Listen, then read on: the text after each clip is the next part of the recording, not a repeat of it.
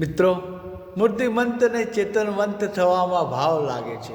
મૂર્તિમંતને ચેતનવંત થવામાં ભાવ લાગે છે. ભાવથી ભાવિ પ્રગટ થવા લાગે છે. ભાવથી ભાવિ હરખાવા લાગે કે મૂર્તિમંતને ચેતનવંત થવામાં ભાવ લાગે છે.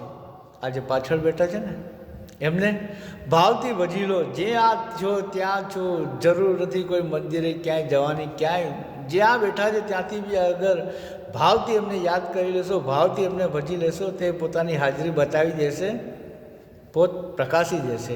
અને મૂર્તિમંતને એટલે જ હું કહું છું કે મૂર્તિમંતને ચેતનવંત થવા, જાગૃત થવા, પ્રાણ પ્રતિષ્ઠાની જરૂર તો શાસ્ત્રોની છે.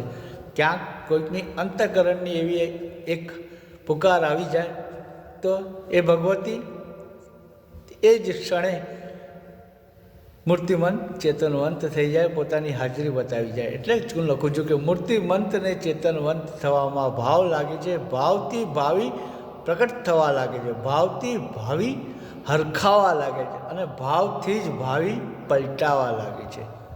જય અંબે.